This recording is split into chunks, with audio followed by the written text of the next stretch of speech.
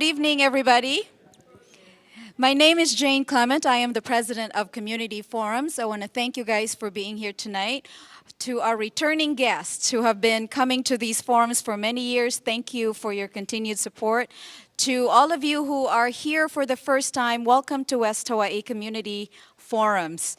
Community Forums is an all-volunteer nonprofit organization. We have 5 other board members who are here with us tonight. I'd like to acknowledge them. Candy Ellsworth here in the front. Isaiah Heyer at the back, manning our cameras. Scott Ordway over here on the side. Pete Hoffman at the back there. And Michael Matsukawa outside manning our sign-in booth. So we want to thank them for their service. We also would like to thank our community partners, without whom we could not continue doing these forums. We would like to thank the County of Hawaii for allowing us to use this wonderful facility. And we are also very honored to bring you this candidate forum tonight in collaboration with the League of Women Voters. They have set up a registration and information table outside. If you have not registered to vote, if you have moved and changed addresses, please take time to register, because regardless of party affiliation or regardless of which candidate you are aligning yourself with, every vote counts, every election matters, so please do that. I would like now to introduce our moderator for tonight. We want to get this started because I know we have a lot of questions prepared for our candidates. She needs really no further introduction. You know her as the host of Island Issues and Community Forums, and she's been with Lava 105 and Koa Country since 2004, and I don't think these candidate forums will be ever the same without her moderating. So ladies and gentlemen, please welcome Sherry Bracken. Thank you. Aloha. Aloha. Can you hear me, Brenda? I can hear you. Can you hear me, Drew? Yes. How about you, Michael? Okay, good. Well, I'll face you when I ask you questions. Right now, I'm talking to them. Okay, because I really do want to welcome you, and I also want to thank the Community Forums group for sponsoring this.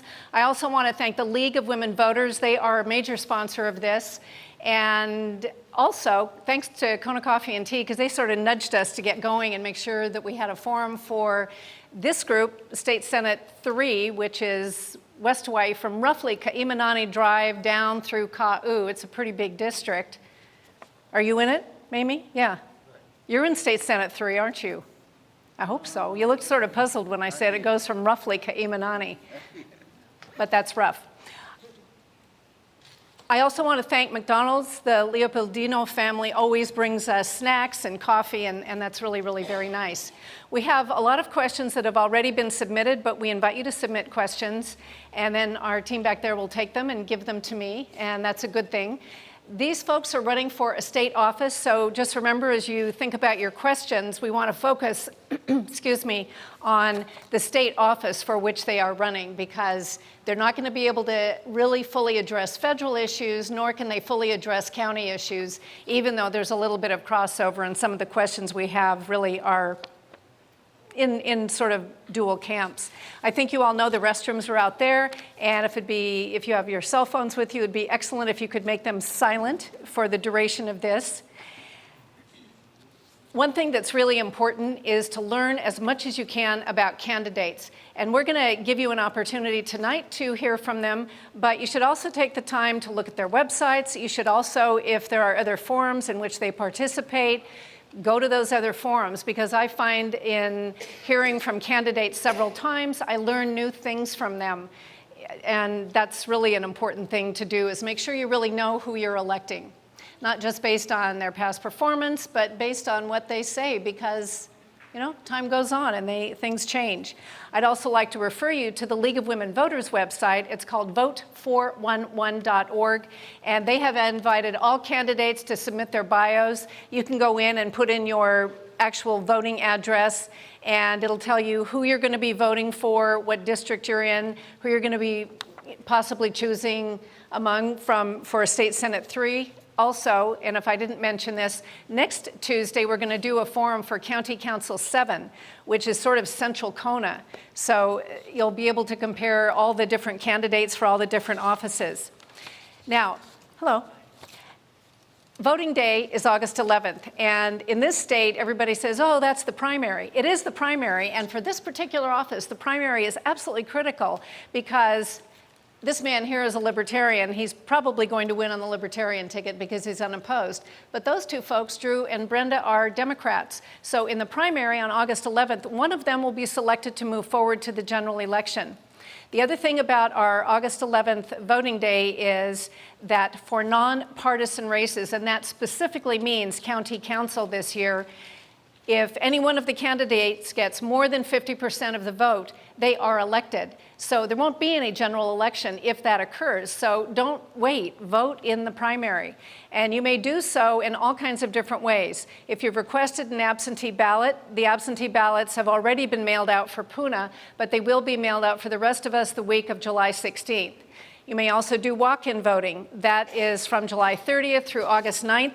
You can walk-in vote at any of the walk-in voting centers if you happen to be close to one. Aupuni Center, Pahala Community Center, West Hawaii Civic Center, Waimea Community Center, and Pahoa Community Center. And as I mentioned, the League of Women Voters is with us today. If you need to have a form to register, I'm betting all of you are registered because you're here and you're paying attention. I won't shame you by asking you to raise your hands and tell me if you're not registered. But if you're not, the League of Women Voters, Sue Durson right back here, wave your hand, Sue, stand up, jump around. She'll be happy to provide you with the forms. They're out there on the table. And you can also change your address. You can request an absentee ballot for one election or for all elections. That's what I do. My ballot just comes right to my house so that I don't somehow forget to vote on voting day. By the way, the Office of Elections has really publicized a lot that you have to register by July 12th, and that is true if you want your name to be on that list when you walk in. But if you are one of those very few people in this room who's not registered, you may actually register at walk-in or on Election Day, and you may vote the same day. But if you decide to do that, be sure to take a photo ID and take something that shows your actual living address, like your utility bill or something like that. So, Winston Churchill said, the best argument against democracy is a 5-minute conversation with the average voter.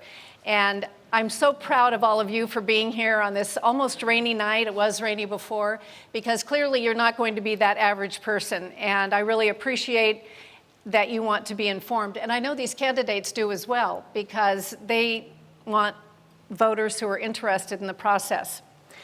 Now I'm going to introduce our candidates for State Senate 3, and I'd like to ask you to hold your applause for now until I introduce all of them.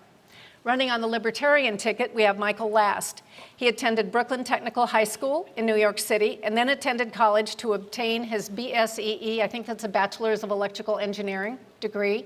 He was interrupted by the draft. While he was in college, he was an employee of AT&T. He then worked for the city of New York. He specialized in electric utility cost analysis.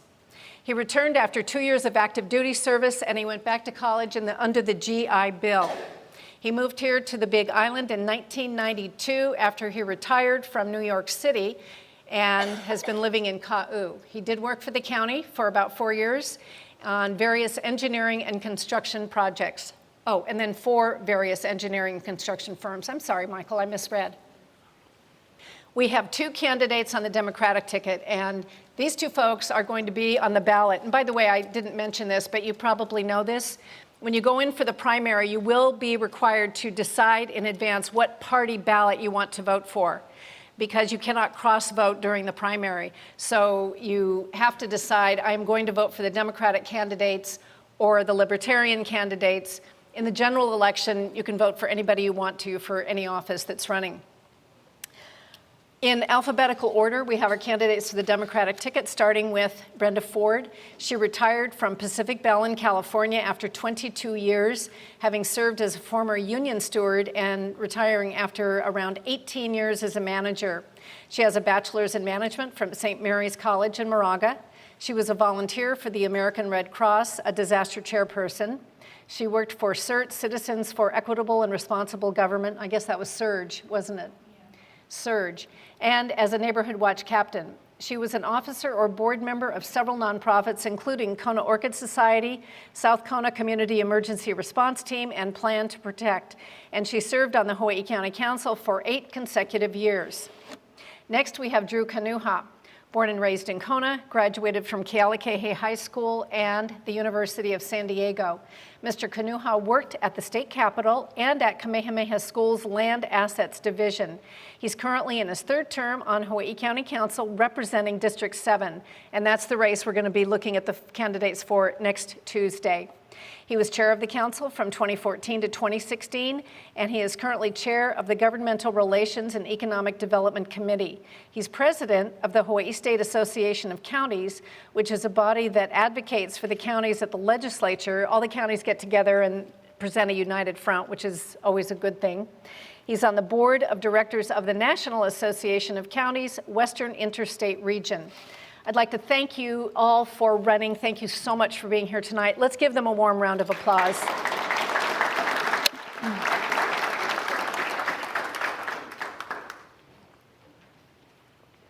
And now that you've done that, I'd like to ask you to hold your applause or your boos or expressions of joy or whatever, what they say until we get to the end. And you can cough, that's okay. We are timing the answers tonight just to be fair to all the candidates. And our timers tonight are Candy Ellsworth, who works at the Natural Energy Lab and is on the board of Community Forums, and Diane Marshall with the West Hawaii Association of Realtors, who also associates these forums. Thank you very much. Timing is a really, really hard job, and my goal is to remember every time to tell the candidates how much time they have, which will tell them, and then the candidates will be given a yellow light when they have 15 seconds left and a red light when they're done, and as they're expecting, I will thank them and we will move on. We don't let people just ramble on. Not that they would ever ramble. So, candidates, are you ready to begin? All right. We're going to start with giving each of our candidates an opening statement of 1 minute to say almost anything they would like to say. And Mr. Last, we will start with you. 1 minute, please. Thank you. I'm a libertarian candidate, and my whole intent is here. As a libertarian, we all believe in freedom. And the basic premise of the Libertarian Party is that less government, more individual freedom. And with that in mind, I elected to run in this Senate race, because if not for me, after the primary, the person who wins the primary can claim everyone who voted for him or her, which I think that is totally wrong, and I am giving you, the citizens of Hawaii County, a chance for a second opinion. I don't care if I win primarily. My whole intent is that I want to give everyone a chance to vote for who they think is the best person. Thank you very much. Thank you, Mr. Last. Mr. Kanuha, Councilmember Kanuha, 1 minute, please. Opening statement. Thank you, Sherry. Mahalo to each and every one of you for being here tonight. It's truly an honor to currently represent you on the Hawaii County Council. I've been representing that for the past 5.5 years, and mahalo to Community Forums, mahalo Sherry Bracken, mahalo Kona Coffee and Tea, and mahalo to the League of Women Voters for hosting this event tonight. Again, it's an honor to be representing you. I look forward to working with each and every one of you on how to make this, how to represent you on the state level. I've been talking to our community, and I think everybody is really excited to know of the opportunities that we have, and for myself to be representing you at the state level. Just wanted to, again, mahalo you for being here, and looking forward to all the good discussion we're going to be having tonight. So thank you. Thank you, Mr. Kanuha. Ms. Ford, 1 minute. Thank you. I'm going to apologize for my VOG voice. I live in the VOG zone. I've always been involved in the community since I got here in 1995. Sherry listed some of the volunteer organizations I've been either a member or an officer or director. One of the first organizations I belonged to was SURGE, Citizens for Equitable and Responsible Government. Because of the lawsuit we filed, we now have a 4th senator on this island. because the state tried to gerrymander. I'm also a neighborhood watch captain, and my husband and I were part of the first 7 people who started a community emergency response team on this island, and we now have 32. We need to have more of them because the disasters are just going to come left and right. We could have any type of a disaster. I believe, and I also belong to the American Red Cross, but I am retired from that organization. I'm hoping to get your vote because oops. No, it's fast. You'll have another chance, Okay. but keep your eye on those guys. And I'm going to did. pass out lozenges for people who have blocked throat. Thank you. Do they need to have the mics closer to their mouth? Folks are complaining they can't hear. Did you hear me? Okay, just checking. Oh, right, being closer is good. By the way, big thank you to both Scott Ordway and Isaiah Heyer. They are not only handling sound, but they are filming this, and it will be shown at a later time on Naleo TV, and we appreciate that. And we also welcome the audience that is watching on the Community Forum's Facebook live stream. Last forum we did, there were like 4,000 people watching, which was pretty impressive to me. So now we have a 1-minute question, and we're going to start with you, Ms. Ford, which is, why did you decide to run for state senate? Ms. Ford. I believe that we need to have a strong coalition from West Hawaii to represent West Hawaii and this island. I'm working with some of the West Hawaii contingents, representatives and senators right now, have been for a long time. So I want to continue doing that. I want to continue to be the voice of West Hawaii, and I'm very protective about West Hawaii and this island, and I think that needs to carry forward to the state legislature. Thank you. Mr. Kanuha, 1 minute. Why did you decide to run for state senate? Growing up my entire life, my family's been involved in community service. My great-grandfather started Kaiopua Canoe Club along with other members of the community, and my entire life has been dedicated to community service. So when I moved into the council, I thought it was a great way to represent the community at the council level and advocate on behalf of the people of Kona. I'm born and raised here in Kona. I'm dedicated to the constituency. My family's been here for generations, so it's something that I thought I'd love to represent not only Kona, but Kona and Ka'u at the state level. I built the relationships throughout the years on the council. I'm president of the Hawaii State Association of Counties.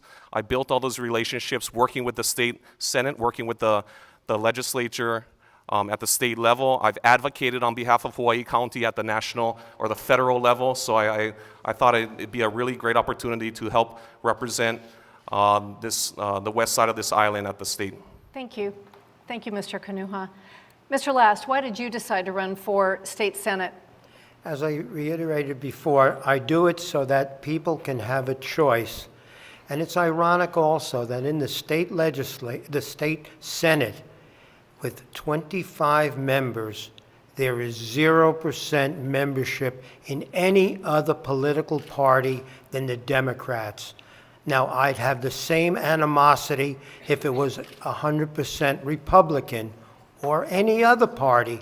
I think that a diversity of opinions is good for everyone, but I guess they don't think so. The state Senate. They think that it's all right to have one party and one party only. I disagree with that wholeheartedly, and I'm giving everyone here a chance to express that feeling if they so inclined. Thank you. Thank you. Now for some, well, we'll just ask, and I'm going to start with you, Mr. Kanuha. You could have served an additional 2 years on the county council, this bringing you to the 8 years, which would have term limited you. Some are asking, why leave the county council at this time instead of serving or running for the additional 2 years? One minute, please. Thank you. As you can see throughout the 6 years that I've served on the county council, you can see the record of accomplishment that I've gotten for this district, whether it's building roads or building parks, or advocating on behalf of the community at the county level. I've been advocating on behalf of the community not only at the council level, but at the state level, building those relationships. You have to be able to work cohesively with the state. A lot of times, if you don't work well with that, you know what happens. Our community suffers, and you don't get the necessary programs and resources that this community valuably needs. So I thought it was a great opportunity to help represent the community at the state level and work towards a better Hawaii, not only better West Hawaii, not only a better Hawaii County, but a better state. So I thought it was a good opportunity to represent more of the community here in West Hawaii. Thank you. Ms. Ford, you pulled papers to run for the State House seat. And then according to the newspaper, you and Representative Richard Cregan made a deal to have him run for the House seat that he currently holds, and then you would switch and run for Senate. And so it sounds like backroom deals are already being made. 1 minute, please. Help us understand your rationale and the thinking of what happened there. Thank you. There was no backroom deal. We publicized this on the front pages of the newspaper. Mr. Cregan explained that the House was giving him a lot of trouble, not passing the legislation that we needed all through the state. And he got frustrated and moved wanted to run for the Senate. He called me, and I was drafted to run for his seat to maintain the coalition that we wanted. He finally got concessions out of the House, and he called me up and let me know that he was thinking about going for his own seat. And I said, fine. We swapped, and we publicized it. There was no suspicious activity going on, and definitely no deals. Thank you. Mr. Last, no offense intended whatsoever, but as a libertarian, as you've already acknowledged, the state does not typically elect people outside of one major party, sometimes two major parties. So understanding that it is less likely that you would win the Senate seat, what are the key positions that you intend to advocate for, or that you would like other people to pick up from you, even though we are giving you a full opportunity to run and hopefully win? Thank you. 1 minute. I believe that in order to raise revenue without raising taxes, we need some form of legalized gambling in Hawaii.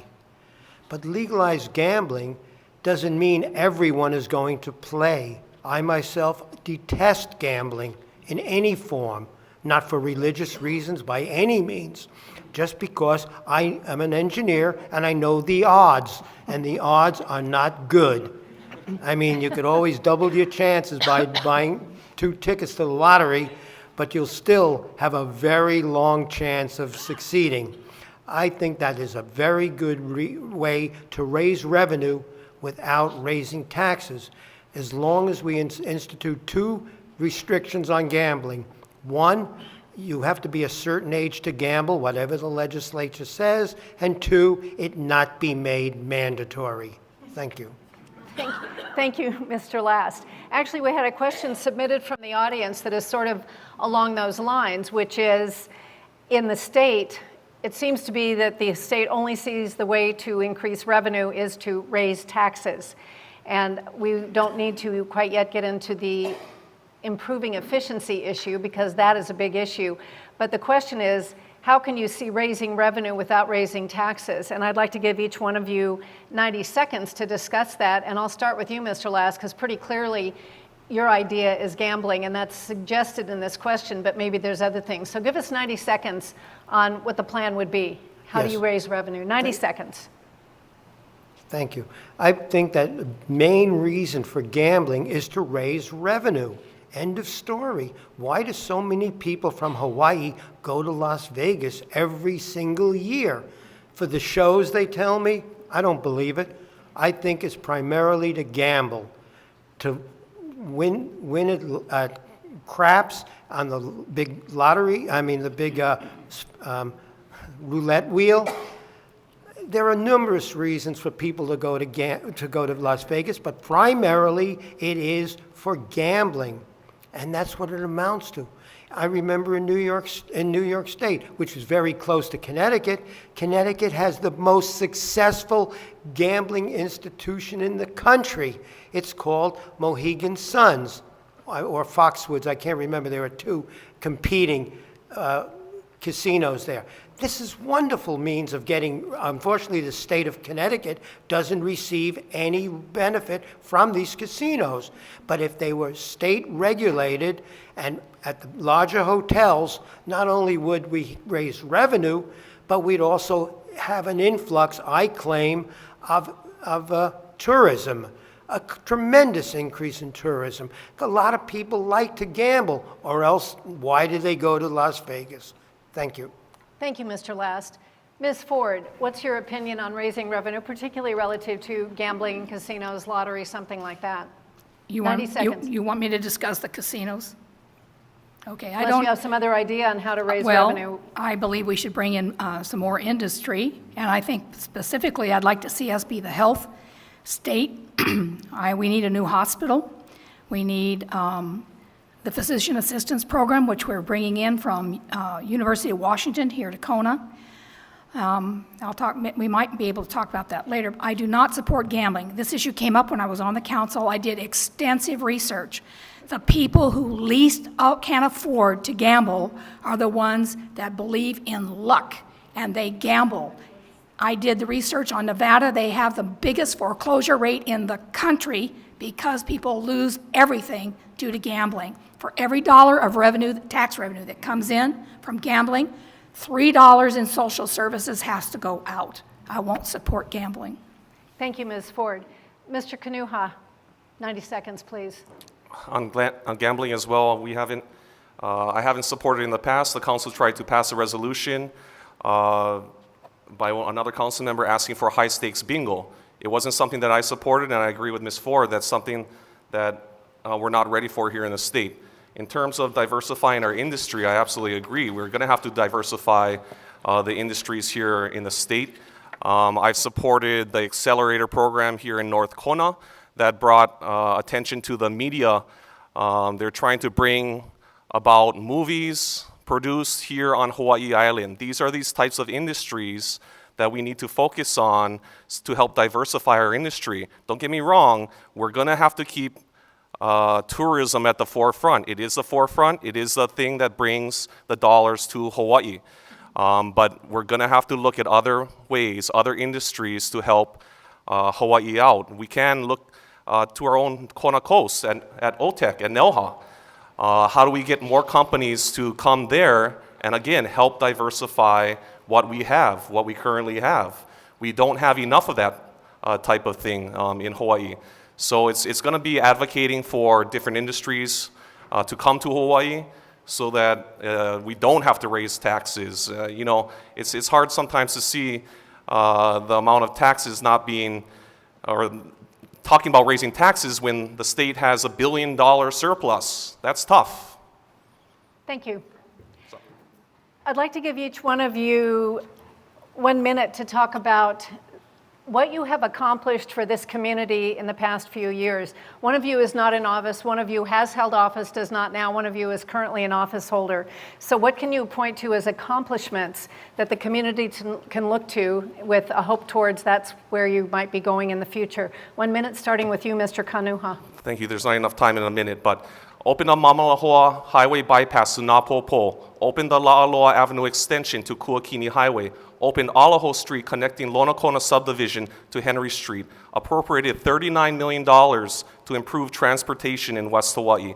Raised the age to purchase tobacco products from 18 to 21, making Hawaii County one of the first in the nation to do so. The state ended up passing the same type of legislation, making the state the first state in the nation to do so. Improve the places our families get together. Brand new Ali'ikai Park for the Ali'ikai subdivision that was supposed to be built 40, 50 years ago. We got that built a few years ago. New playground in the Kailua Park. We're going to see the tennis courts being built. The lights and surfaces. Open Halikikaha micro-housing units. Funded a program to help homeless adults with mental illness with the support they need to move into permanent housing. Thank you, Mr. Kanuha. Good fast talker. Ms. Ford, Thank 1 you. minute, please. Along with the lawsuit that got us a fourth senator, I wrote anti-gerrymandering legislation so this county has a legal redistricting plan. I wrote Aaliyah's Law to remove drunk drivers off of the road and prevent them from killing more of us. I funded Keiki Dental Clinic, first one on the island, through West Hawaii Community Health Center. They opened up 250 plus appointments and another 200 kids lined up behind that. I purchased land for the South Kona Police Station. I bought radios for the officers to wear on their uniforms, so when they left their cars, they had the ability to call for backup if they needed it. I started the first CERT team on this island. I worked with my predecessors to get that Lalo extension open, and it was over half done when I left the council. I brought in psychologists to teach teenagers to stop teen dating violence, which is a horrible scourge on our county. And I also wrote an anti-fracking bill to protect our aquifers. And I'll stop there. Thank you. Mr. Last, give us a minute on what you've accomplished for the community. 1 minute. I was active with the Ocean View Community Association, vice president there for, I believe, 3 or 4 years. And I'm a regular volunteer to the Hawaii State Blood Bank. I'll be doing it this Friday again, and to me that's very important. About the smoking at 21, again, it's a personal choice. I have a big issue with not being able to buy, even though I do not smoke anything, legal or illegal, I do not smoke. Yet people think, I don't want you to smoke, you're not going to smoke because you're not mature enough at 21. But they're sure mature enough to vote and also go into the military. That bothered me a lot. When someone old enough to be drafted, not anymore, but old enough to go into the military, they cannot buy cigarettes. Thank you, Mr. Last. I'd like to start with you, Mr. Kanuha, for the next question. And it's a 90-second question. If elected, what do you see as the top priorities that will benefit this island and specifically this district, West Hawaii, if you get into the state senate? 90 seconds, please. Thank you. One of the number one issues that I'm going to be working on is homelessness, affordable housing.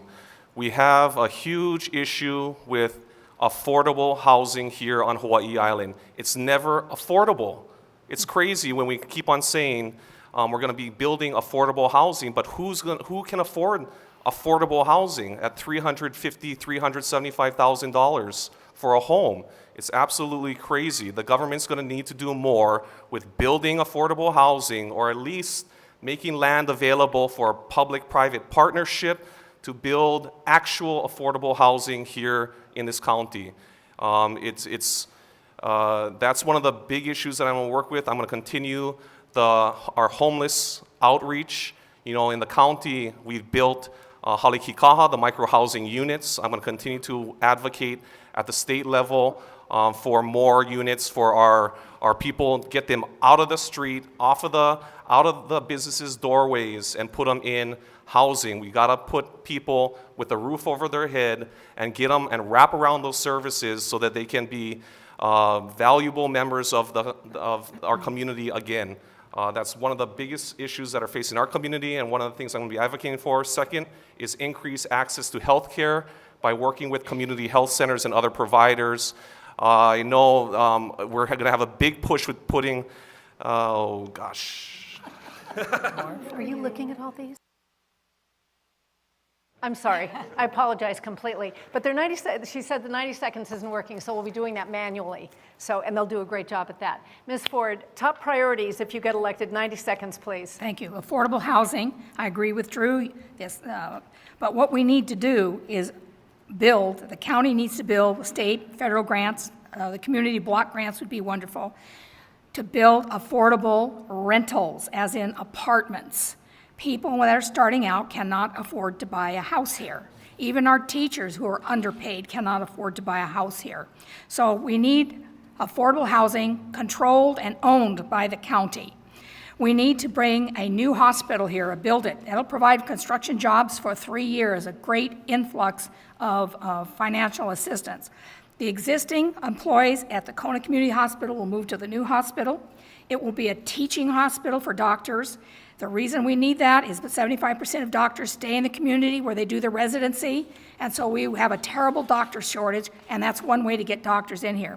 That hospital needs to be a trauma level 3 type hospital. We need to stop airlifting our patients to Honolulu and take care of them here. I have a neighbor who lost 30% of his heart function because he had to stay here for 24 hours. We need to have a drug rehab and long-term care at the old hospital, which will create more jobs. We need to expand solar power, especially on apartments. People who need low income can't afford the hundreds of dollars that they pay in the electrical bills. We also need to improve our wind power and to get more solar and wind. Thank you. Mr. Last, 90 seconds, please. If you are elected, what are your top priorities for our island and for West Hawaii specifically? Okay. I have a problem with the term West Hawaii because I live down in South Hawaii. Sorry. Thank you. You're welcome. The district. The district. Thank you. And my top priorities would be get the government out of private industry. They have to get out. Why is there the Public Utility Commission? Because the utility is a monopoly here? Well, why don't they do the same thing with regulating inter-island airfare? That goes inter-island, and the government, the federal government, FAA, will have no say as to what we do with only inter-island airfare. Then I'm also in favor of removing the Jones Act, which has been there for ages. This hurts the reception of goods to the island. It's terrible. And as far as increasing jobs, come on, somebody has to pay these people a living wage. It should be private. Every one of these jobs should be private. Hawaii Tourism Authority, they're just kicking out the chief executive office because he wasn't performing. Why can't we let this all go to the people who benefit from all these services, like the Hawaii Tourism Authority, the hotels, rent-a-cars, and so on? Thank you. Thank you, Mr. Last. Mr. Last, you mentioned the Jones Act, and actually we had a question submitted about the Jones Act. The Jones Act is it's called the Maritime Shipping Act, I think. It was established in the 1920s. It basically says that you cannot take a ship with cargo or passengers between two U.S. ports unless it is manufactured in the United States, among its many provisions. So for people in Hawaii, that means that cargo ships, for example, have to go from San Francisco to Vancouver to Hawaii, or Los Angeles to Mexico to Hawaii, or to someplace else. Norwegian Cruise Lines is the only ship that's gotten an exemption from the Jones Act. There might be one or two others, but that's why Norwegian Cruise Lines is able to do business here. However, it is thought to, studies have shown that it negatively impacts our cost of goods. Several studies have shown that. Another impact for Hawaii Island particularly is that we have a lot of tourist boats, and the tourist boats have to be built in a U.S. shipping company, and some of you who are in the tourist boat business would understand that, even though some of the foreign boat builders actually make more fuel efficient, cheaper, lighter vessels, but that is the law. Now, as a state senator, and even as the state of Hawaii, we cannot change the Jones Act.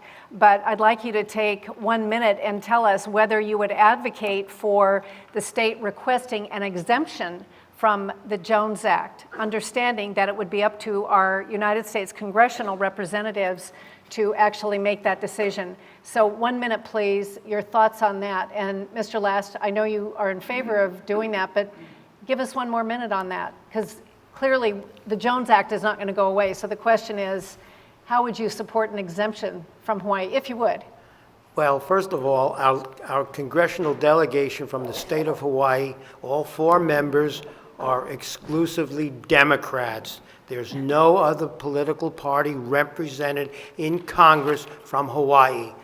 I question the legitimacy, or not the legitimacy, but the effectiveness of anyone, any congressional delegate in Hawaii opposing anything that's on the table from the rest of the delegation, also primarily Democrats.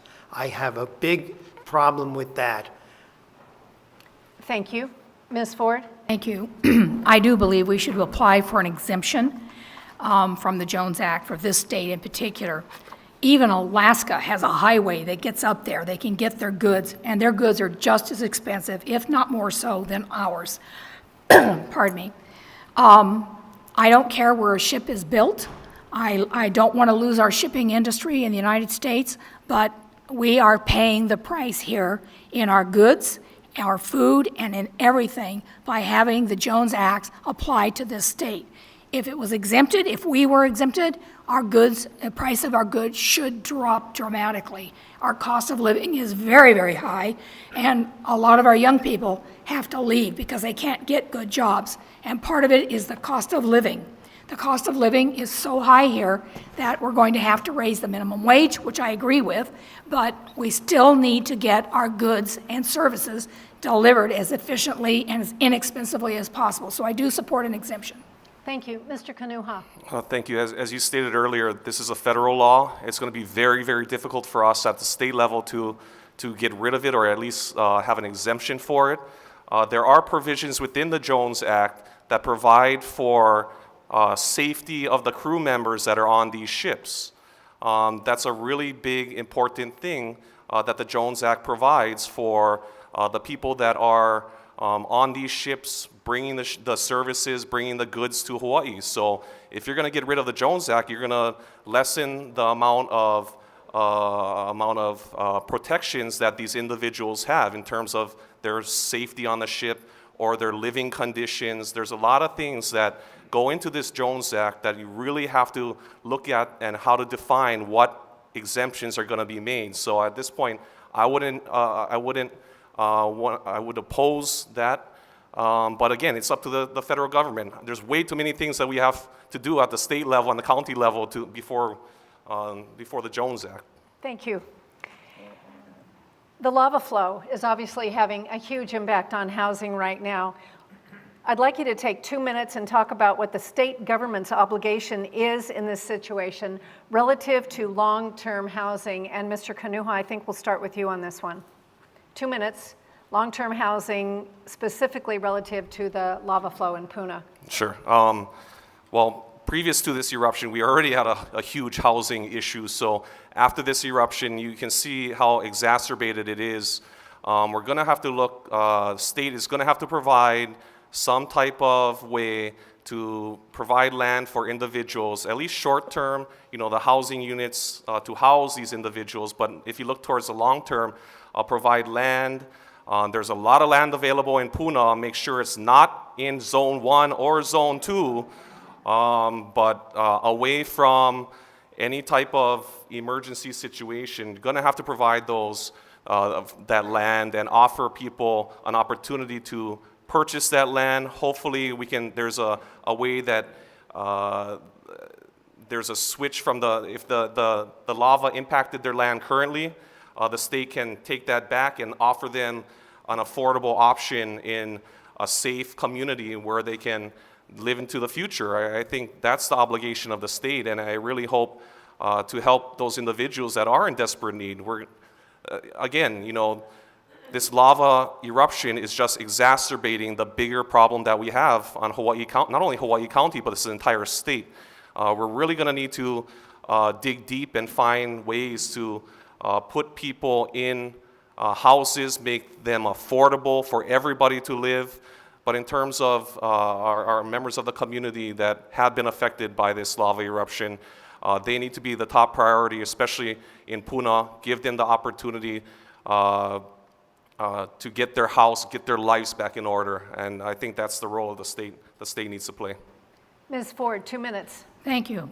I agree the state needs to play a large part in getting this, and I agree with Drew that the state land should be used to relocate people and start new communities outside of lava zones 1 and 2. I'm hoping that we can get federal grants, not just FEMA, not just to repair our infrastructure that belongs to the county, but FEMA community development block grants to build affordable housing, real affordable rentals, not housing so much, but rentals, along with giving people a piece of land where they can build their home again and start over. I think that the state needs to be involved in this because we have a lava disaster at this point in time, but it could be flooding on Kauai or any other island, or it could be a tsunami or a hurricane or whatever. We're all in this together. this state can pull together, this county can pull together, and we can get these things done. But I do think that the state is going to have to give us the land and help us with some finances to get these buildings and these infrastructure repaired as quickly as it's possible. Thank you. Mr. Last, you have 2 minutes if you'd like to take them to talk about what the state's obligation is relative to long-term housing for folks in the Puna lava flow who've been displaced. Okay, this lava flow, though it's devastating for the people in that district, but to eliminate the chance of anyone building in zone 1 or 2 is totally unbelievable. I live in zone 2. Why did I move there? Well, it was reasonable when I purchased it over 25 years ago. And if my home gets destroyed, too bad. I will not be looking for any government handouts. This is incredible. We all have this idea of we have to help everybody, but it comes down to each individual having to pay more taxes to support these governmental services. Now, do I feel guilty for taking some services from the U.S.? Yes, I do. I get my medical care covered because I'm a veteran. And if anyone doesn't like it, they can join the military and get the same thing I do. I think it's disastrous. Everybody has a problem where they live, regardless of, I don't care where. This island is formed from a volcano. Do we realize that? It happened 450,000 years ago, but the same thing, the same type of eruption can happen again here, even in Kona, which happened in the 1950s. When I come up here, every time I notice there are 2 distinct places on Highway 11 where lava crossed the road and went to the ocean, believe it or not, in 1950, which is after I was born, unfortunately, but it's current. To me, it's still current. Thank you. Thank you very much. You all have raised some additional issues that are actually pretty important, and I'd like to give you 1 minute to follow up on the first question, which is, generally, most folks think it's up to the county to address the short-term housing issues, but some people say the county is not really addressing the short-term housing issues over in Puna. And since I was recently at the Pahoa Community Center and talked with the acting mayor of the county, it feels like the county thinks that living in the community center is an okay solution, and it's been 2 months now. I found it devastating when I was over there, just because it really was. And the problem is, in my personal view, a little bit compounded because in the Pahoa Community Center, of the 300 people, 200 are lava evacuees, but 100 have now cleared out of downtown Pahoa. They are chronic homeless people who've moved in there too. So my question is, a 1 minute follow-up. If the county has not done something about short-term housing by the time you get into the state senate, what is the state's obligation at that point? It's a tricky situation. I've already been told the mayor is the chief executive officer when it comes to the lava flow, but if there's still people living in the community centers, is that something the state can and should take on? Drew, Mr. Kanuha, 1 minute. Well, if the county's not doing anything, obviously the state needs to do something. That's a great question. It's something that we're actually putting on the agenda for this next council meeting to ask the mayor and the executive what is the administration doing with the emergency proclamation to help not only short-term housing, not only middle-term, but long-term housing as well. These are the issues that we want to know what the administration's position is. So again, great question, but we need to be able I just want to say mahalo to all those that have provided for the community in Puna, those individuals that the community members that actually built these housing units to house those in need. And the community is really rallying around helping each other, and I really appreciate everybody involved in doing so. This is a serious issue and something that I really wanted to mahalo those that have been working to make sure that they can take care of those in need. Thank you. Ms. Ford, if the county has not come up with a short-term housing solution by the time you're elected to the state senate, should that occur? 1 minute, what's the state's obligation and capability? I believe the state is obligated to help. I'm having some personal frustrations with the county administration not dealing with this issue. I was a Red Cross volunteer. I've operated those shelters for a variety of reasons. And the stress level, I need some more, yeah. No, talk to them, not me. Sorry. The stress level of people who are living in a shelter is extremely high. And they're all grateful to be undercover. Don't misunderstand. But the faster we get them back to their own lives, on their own property, in their own house, the better off everybody will be. The chronic homeless always report to Red Cross shelters in a disaster, always. They get free meals, they get places to sleep, they get items to use when they go back out into the bush or wherever they're living. We need to deal with the chronic homeless, or we're just going to continue to have that problem, but the state needs to help. Thank you. Mr. Last, short-term housing for the lava evacuees if nothing has been done by the time you're elected. 1 minute. I think that it is not the responsibility of the state government to house homeless people. I think the people came here with the intentions of living homelessly and having the government support us. I don't accept that. No one I know is homeless, veterans or not, no one I know. Now, I don't live in a high-class area, but how come I don't know anybody living on the streets? When I come to town, I see plenty of people here, either Hilo or Kona, plenty of people homeless. To me, it's a disgrace, but it is not the government's obligation to supply housing to people. Thank you.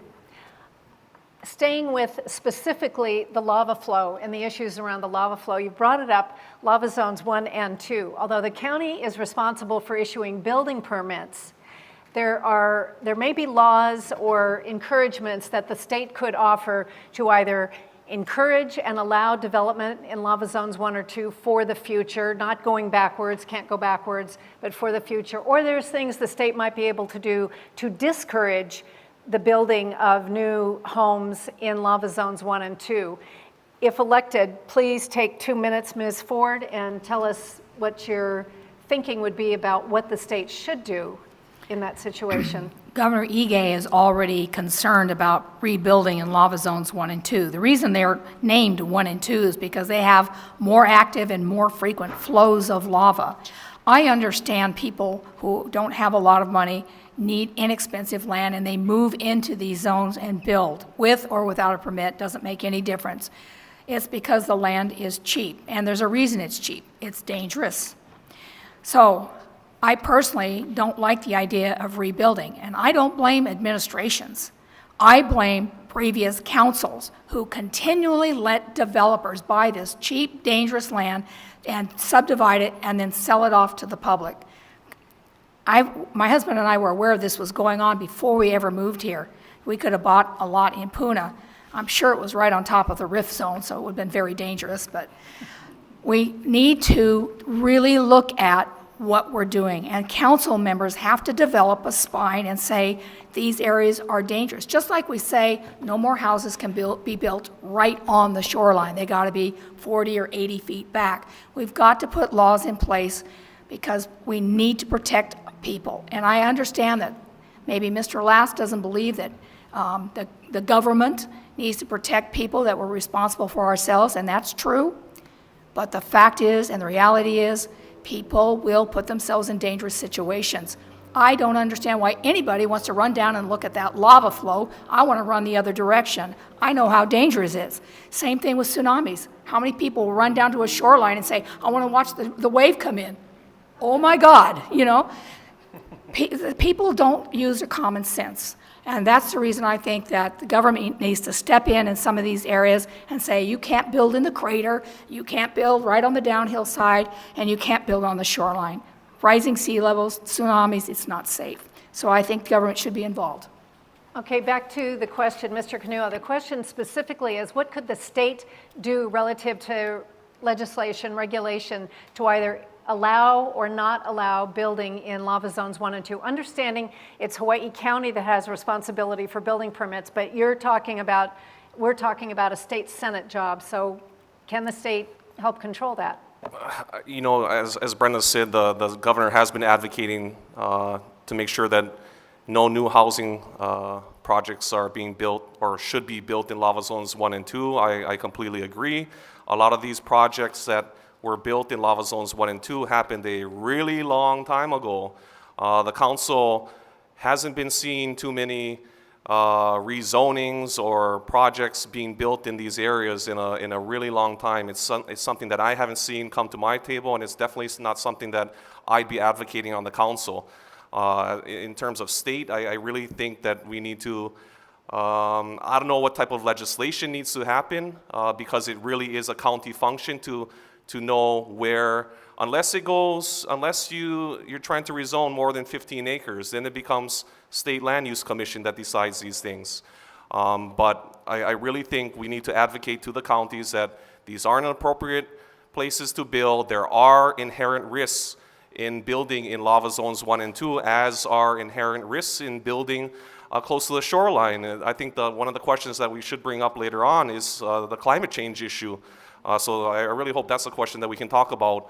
But again, you know, we are in the middle of the Pacific. We are on the most active volcano on Earth. So there are going to be some risks anywhere we build. But the greatest risks that we see that government has on the table right now is lava zone 1 and 2.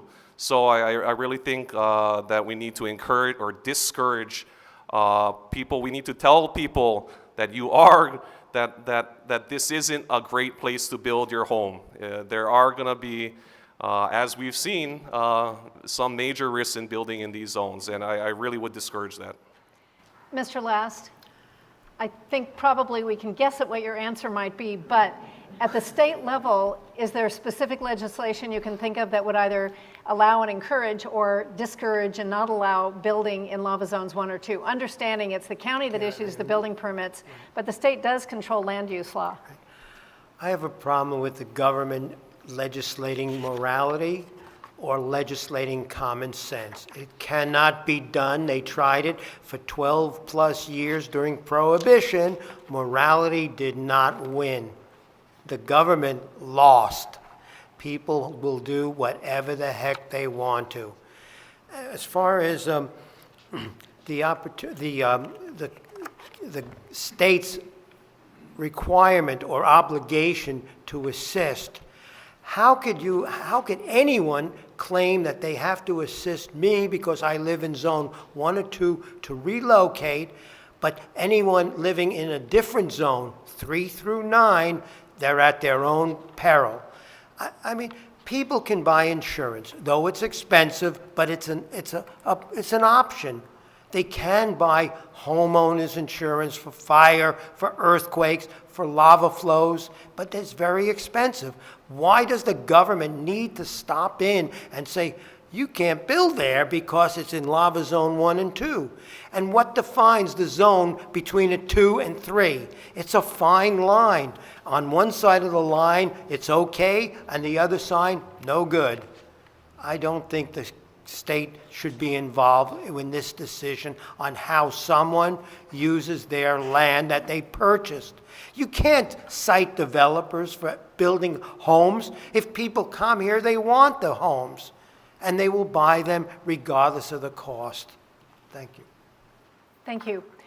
For those of you who attended the Governor Forum, you probably heard me say this, but if you've not seen the book Land and Power in Hawaii, all you have to do is read chapter 8 in this gigantic book that is filled with legalese and interesting land use things. But chapter 8 specifically addresses how in the 1960s this was, as you all know, encouraged. It was encouraged that developers come in, buy the land, and it names names as to those in political power who were involved and made money. It was quite distressing to read it, actually, but that's neither here nor there. Okay, Mr. Kanuha, you asked for it, and you're going to get it. Climate change. Oh. That's what we'll talk about next. And since your 90-second timer's not working, we'll do 2 minutes. How's that? Clearly, the state has chosen to address climate change by requiring that our electricity all come from renewable power by 2045. So that's one thing.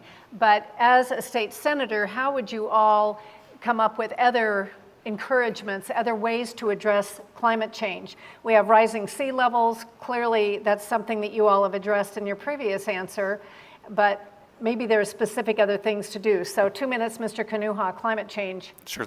Thank you, Sherry. And I agree with the legislature in having our electrical grid or electrical power produced by renewable energies by a certain time. It's something that we can do to help the entirety of the earth. I know it doesn't make a huge difference in terms of our little impact, but it does make a difference to us here living in the state of Hawaii. I think that's a great step forward, and I highly encourage it. Hawaii Island obviously is the leader in renewable energies, and we continue to lead not only the state but the nation in renewable energies, and it's something that we've been advocating a lot on the council, and it's something that I'd be advocating too at the state with this timeline of transitioning. But in terms of climate change, the state really needs to work with the counties and the county planning agencies to make sure that we do not develop a lot of our infrastructure, a lot of our housing projects, a lot of county governments or state infrastructure near the shoreline. We know that the ocean is rising.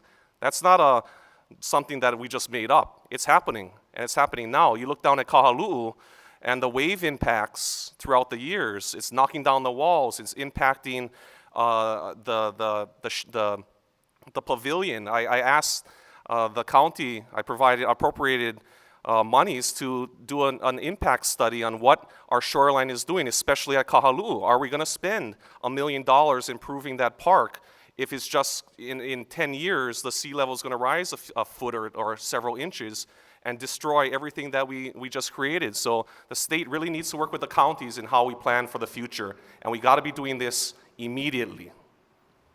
Ms. Ford, 2 minutes, please. Thank you. I agree with everything that Drew said. I'd like to add a couple of things, though. The electrical grid needs to be dispersed. We all need to have solar and wind power. However, with sea levels rising, I know there's some people on this planet, in this country, that believe it's not rising, or if it is, it's not anybody's fault. It's just Mother Nature acting. It doesn't matter why sea level is rising. It's rising. We all can see it if you are in an area where you can watch this on a daily basis, not daily, excuse me, that's two, but an annual basis, for instance, or a 10-year basis, you'll see that it's happening. I would like to see the state and the counties change the laws. In floodplains, if your house is more than 50% destroyed by a flood, you cannot rebuild. And we need to pass that law now. If your house is devastated by whether it's a tsunami or sea level rising, and you're on the shoreline, you cannot rebuild. And if those houses go down, that becomes county property and becomes a park.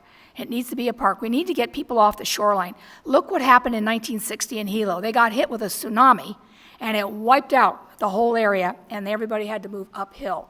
We need to start looking at that, and we need to base it on the year 2100, not just 2050. We need to look ahead a long way and plan to do this and pass the laws now to prevent any more housing being built on the shoreline. I'll leave it at that. Thank you. Mr. Last.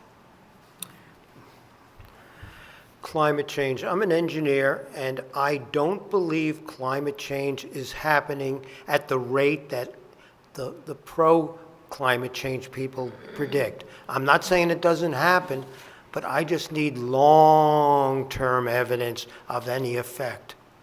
So climate change, I think there is a rise, but to me it has to be absolutely certain that it's over the long period, because when people claim this climate change, how come? Look, it was a hot summer.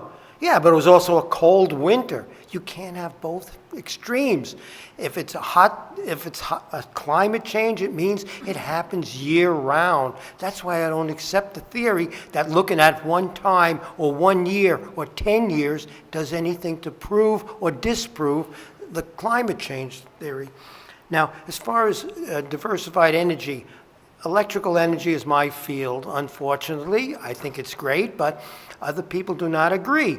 You live in Kona and have solar. How much solar energy do you get currently with the ash content? It's tremendous. There's no benefit to have solar with this climate, with this ash fallout. It's bad. It's terrible. Even where I live, they try to sell me solar, and I do the analysis, and I say, well, no, it's going to pay for itself maybe in 70 years. I don't see that it's going to happen or benefit me. I think it's a big misnomer from the solar people claiming that put solar in, all your problems are alleviated. No, they're not. And if it was, why do they still recommend that you interconnect with the utility? If it's good enough, you should live on that entirely on its own. Thank you. Thank you, Mr. Last. I want to turn to some questions about infrastructure. And the first thing I want to say to the person who asked about the water wells, that's a county issue. We'll ask about it at the forum next week. Person who asked about Anakeo-Hokolole Highway, again, a county issue. We will ask the county council 7 candidates. But specifically relative to state obligation for infrastructure, specifically, let's start with state roads. And we have a state road essentially that goes right down this particular district, State Senate 3. So right now our economy is pretty down and traffic is pretty light, so we're not seeing quite the impact that we have, but our economy will return to normal at some point. So talk about your priorities and what you're going to try to convince the State Department of Transportation to do specifically relative to roads. One person asked about the Tashima Junction, Hanalo-Tashima Junction, and just roads in general. So let's start with you, Ms. Ford. The state roads in the Senate district that we're representing let me start at the Kealakekua Ranch Center. It goes south all the way around the island, as a matter of fact. Some portions have been repaved. The 15-mile zigzag road that has accidents on it frequently needs to be widened. It needs to be widened. Kuakini Highway from Laco Street all the way to Tashima's intersection, Hanalo Junction, needs to be widened. And the state is responsible for that, and they've done nothing, absolutely nothing. So I will advocate to get that windy section between South Kona and Ocean View straightened out. Not straight, it's never going to be straight, but to straighten a little bit so there's less chance of dangerous accidents on there. And I will also advocate for Kuakini Highway, both from Laco Street up to Tashima's, to be widened appropriately. I'd also like to see Kuakini Highway from approximately Laco Street to the downtown section widened as well. The state highway, I think we have an end in sight. It's way over budget, way over time, but at least it's going to be widened, finished.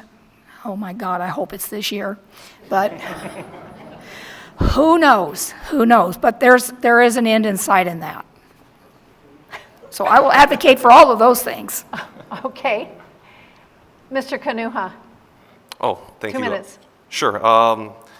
Obviously, invest in our aging highway infrastructure, addressing both maintenance and capacity issues. As Brenda brought up, the area of concern between Laco Street, Brenda said Hanalo Junction. I completely agree. I said between Laco and Kamehameha 3, at least there we can make sure that pinch point, widen it a little bit, figure out a way to make it part of the priority list. This was on the priority list of the state these past years. I don't know if any of you received a lot of these letters on what you thought the best option for that area was. The state took it off the priority list and added a different road to that list.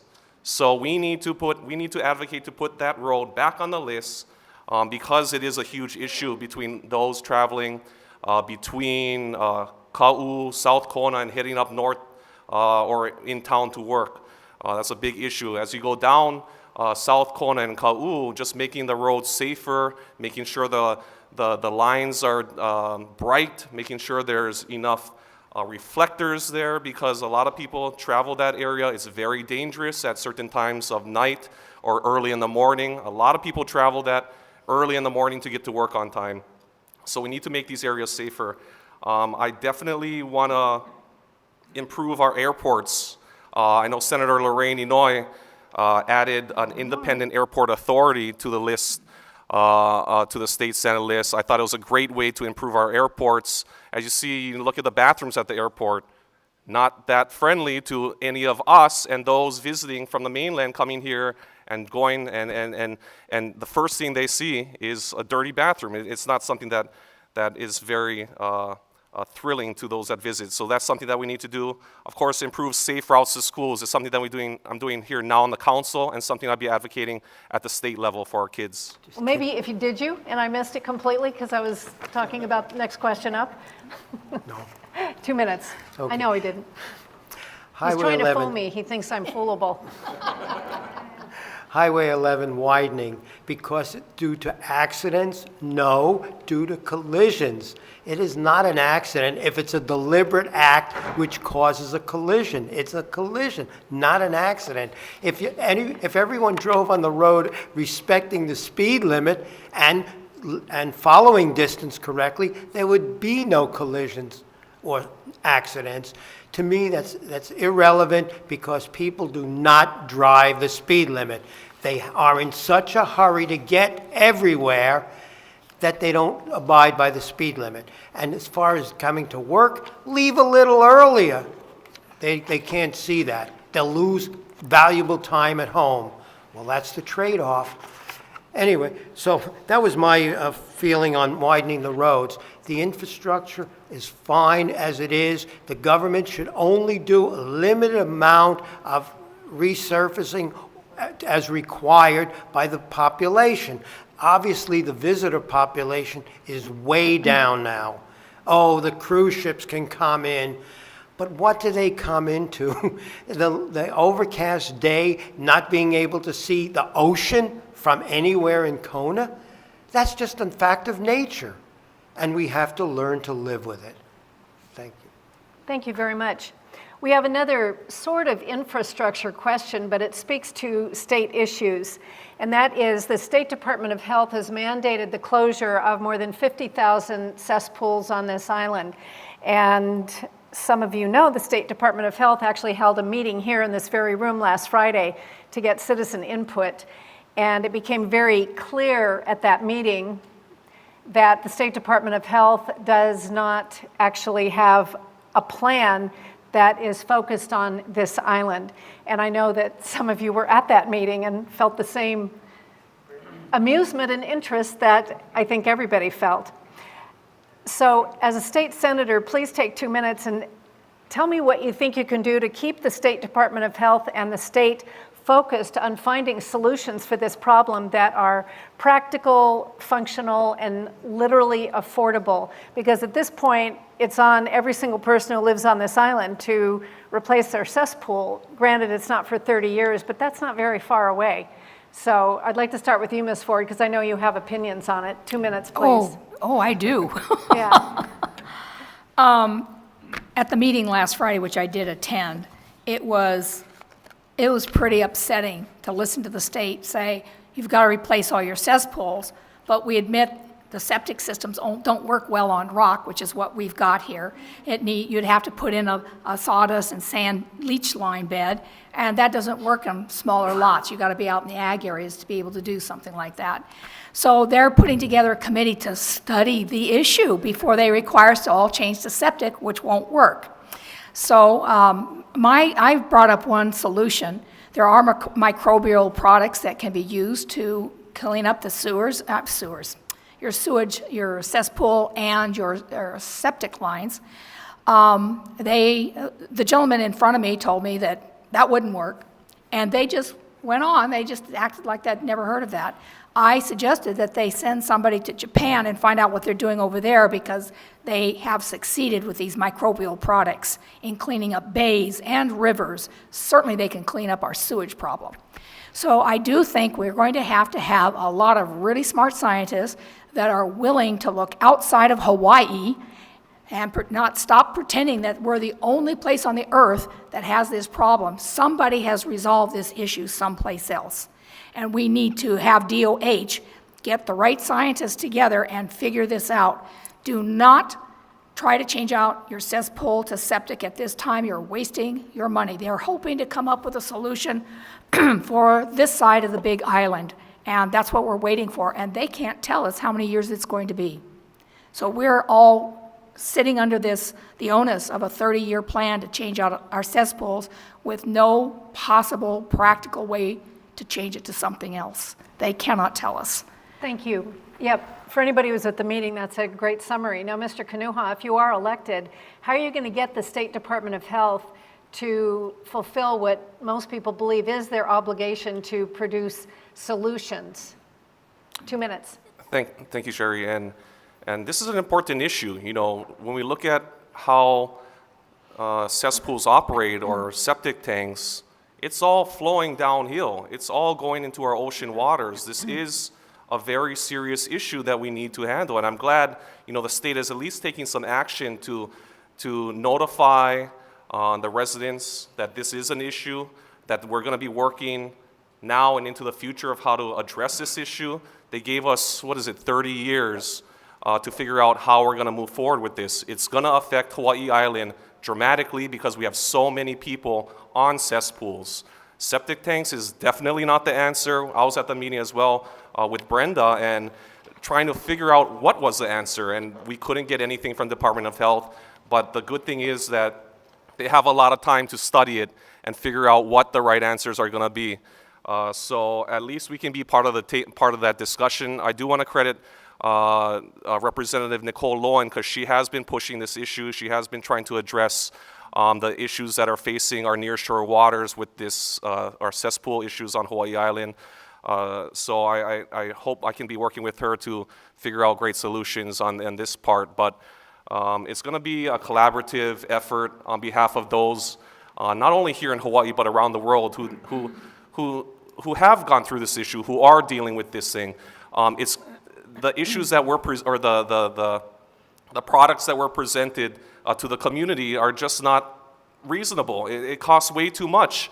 Just imagine $20,000, $30,000 to replace your system for your home. Who can afford that? On the council, I've been advocating to reduce cesspools.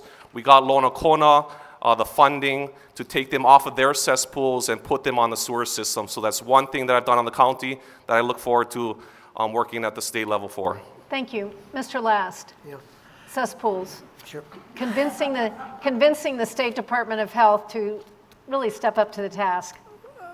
The area where I live consists of 11,500 acres, which every building lot is about 1 acre. So there's about over 11,000 acres. Not all occupied yet, but the potential of same. I cannot see any type of sewage disposal system other than the septic tanks the septic tanks that we all have.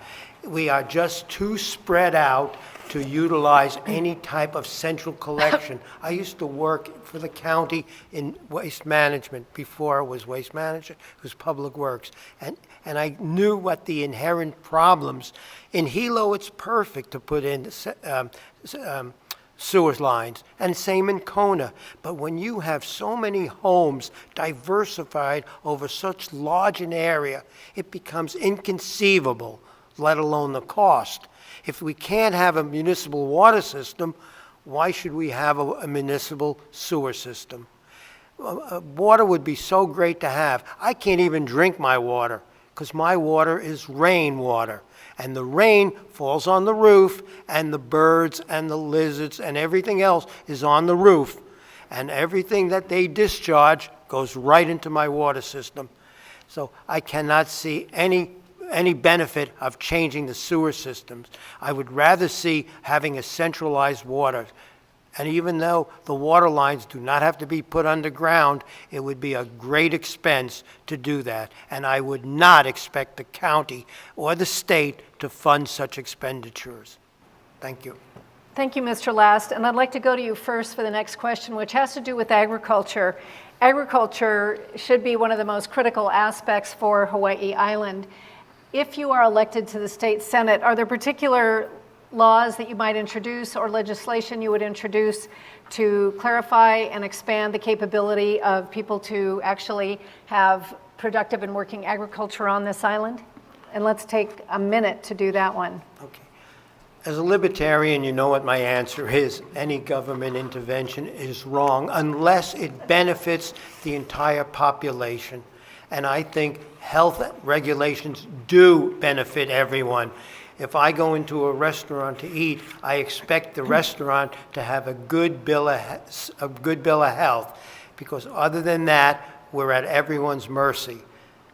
And so I think it would be very good to have a uniform system of law, of limited laws that affect hygiene as far in restaurants. Thank you. Thank you. 1 minute, please, Ms. Ford, on laws that could be passed at the state level if necessary to enhance our agriculture production on this island. Okay. Laws to enhance would include more ag inspectors to make sure that invasive species are not coming into the county, more funding for research at UH on rat lung disease and all these other various things, diseases like the mosquito-borne Zika viruses and all those things, to help eradicate them if we have an outbreak of any kind. We need more help to have the state identify these outbreaks and react to them very quickly rather than have a population getting ill. Like the mumps down in Ka'u, it was going all over the place. We shouldn't have outbreaks of those types of diseases without the state getting involved very early, and it means that they have to tell the public what's going on and not just hide the stats someplace in an office. So we need more inspectors, we need less invasive species, and we need more funding for research. Thank you. Mr. Kanuha. Thank you. I agree with that one point. We need to fully fund the Hawaii Interagency Biosecurity Plan, 2017 to 2027. It's a plan that shows or really makes sure that we can take care of all these invasive species coming into to Hawaii. You see the devastation that a lot of these species, fire ants, Kona coffee borer, the rat lungworm that do to these industries. It's devastating.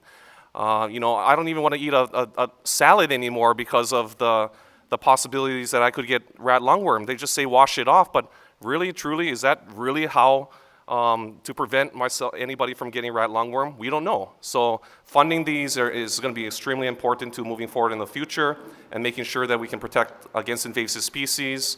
One of my main things was making sure that we can have enough food to feed our Hawaii Island. Right now, we don't. Thank you. Let's do some ag follow-up. We got some questions. As you probably know, the state legislature passed a law this year banning one particular pesticide and also requiring a buffer around schools if pesticides are used. What in the state Senate would you advocate doing in addition to regulate chemicals or the use of chemicals in certain areas? And so why don't you take 1 more minute, Mr. Kanuha, and expand your answer. Sure. What they did in this past year was a start, making sure that these pesticides are away from our kids, away from those that we want to be in a safe, healthy environment, learning environment. I think that was a good thing. In terms of moving on into the future, we got to look at other, that's just one pesticide. How many other are we using that's being distributed around our kids? So that we got to make sure that our kids are in safe and healthy environments, and look to see what other pesticides or herbicides are being sprayed around them. So I thought that was a great step in the right direction, and we're going to have to look at other ways of making sure that our community and our keiki are taken care of. Ms. Ford. Well, I agree with the state passing that, exactly what Drew said, and also it covered hospital areas that they can't spray around hospitals. One of the problems we have in the state, for us it's great, but we have basically 3 to 4 seasons of growth. And Kauai is really having a problem with this because the growers who are testing different plant products and GMOs and everything are saying, well, we only spray what's allowed. but they're spraying it 4 times a year. And so the soils are beginning to be poisoned, and we need to stop that. I'd like to see regulations to stop that 4-season spraying of those types of pesticides. It's not healthy. Every farmer knows you got to use some method to keep the bugs under control and the fungus and all the other things. But when you're constantly spraying pesticides, you're making a toxic soil and you're hurting your children. You guys are so cooperative. I don't even have to say anything. You just stop when that red light goes on. She's intimidating. They're very good at that. Mr. Last, is there additional legislation you would advocate to address issues relative to use of chemicals if you are elected to our state Senate position? No, I wouldn't promote any type of additional legislation to regulate any pesticides. I think we're doing a pretty good job now. Look at our coqui frogs, how well we control them in Hawaii. That's an example of invasive species that we have to address, I think, first, rather than the plants. We have all kinds of regulations saying what a farmer or a pesticide place user can spray, what quantity, how much dilution, how many times. So, and as far as being near a school, well, yes, it sounds good, but look at how the ash has gone from Puna to Kona and Kau. I'm not happy with it. I wish the government would do something about that, but unless they can't, sorry. You're right. I think the government is out of the controlling the volcano business entirely. Pohakaloa Training Area has been training the military on this island since World War II. I mean, frankly, that's why we have Saddle Road. Thank you very much to Senator Daniel K. Inouye for pushing through the opportunity for us to travel easily between 2 sides of the island. And it's really he hinged it all to Pohakaloa Training Area. That was great. But a lot of people are concerned about things like bomb testing and the continued training. Now, I know that the military has leases to use land until at least, I believe it's 2029, and we're talking about you going into the Senate right now this year, 2018. But nevertheless, what would you advocate, Mr. Last, relative to future use of our land on this island by the military for training? 1 minute, please. We need a strong military. I'm all in favor of a strong military. And if it takes some of the land, state land, and desecrates it, they claim that there's explosive ordinances on there. Well, the buffer zone is so large that nobody's going to be walking on there. Look at what they did to Ko'olavi. They predicted that. They finally said, okay, we're stopping it. But you still cannot go on that island because of unexploded ordinances. If there was such a major issue, why doesn't the state hire contractors to clean it up? Well, because of the same issue I always bring up. It comes down to money. Nobody wants to do this for free, and yet the government expects us taxpayers to pay the government to do it when it costs much more. Thank you. Thank you. Mr. Kanuha. Well, thank you, Sherry. Military training on this island. Say that one more time. Military training on this island. Well, I definitely don't like the idea that they're bombing up there. I really would love to see an environmental impact statement on what's happening with the land up there, what's happening, if any of those ordinances are affecting our water tables, our water aquifers, our endangered species that are up there. These are big things that I care deeply about, and if it's going to be affecting how we prepare for the future, and that's something that I really got to take seriously in how I advocate for or against the military being up there. I really don't think so. I want to see the stats. I want to see the facts on what's on if there is any damage to any of these areas of concern, and from there I'll make my decision. But I want to make sure that these areas are protected into the future for our future generations, and bombs don't protect for that specific aspect. Ms. Ford, 1 minute, please. Thank you. Well, I support a strong military and I don't have any problem with them training up at Pahakaloa. I draw the line at the bombings, because they're using heavy metals such as lead, depleted uranium, and these things do not go away. They are going to eventually leach into our aquifers if they have not already, and I do not support this type of training on this island. We have too fragile a geology, and we rely on our aquifers. We aren't like the mainland, where we can go to a river and maybe clean it up. Heavy metals are something else. They're very toxic. Look at Michigan. They got lead in their water, and it's causing problems with the kids. I have a real close friend who's a geologist. He's written numerous times to the state and told them exactly how to test for this stuff, and they absolutely refuse to do the testing appropriately. And so I agree that we need to have more investigation on the situation, but if they don't test correctly, it's not worth it. We have a couple of questions about education, and one of them is whether you might support decentralizing the Board of Education. As you know, the Education Board right now is at the state level, and the governor appoints the head of the Board of Education. And that was a change that was just put into place a couple of years ago. I'm not clear if there would be support from your colleagues in the state Senate for decentralizing the education system, but tell us what your views are, Mr. Last. Take 1 minute on that one, and then we'll do a follow-up question. But specifically, if you were given the opportunity to suggest restructuring, how would you do it? 1 minute, please. Okay.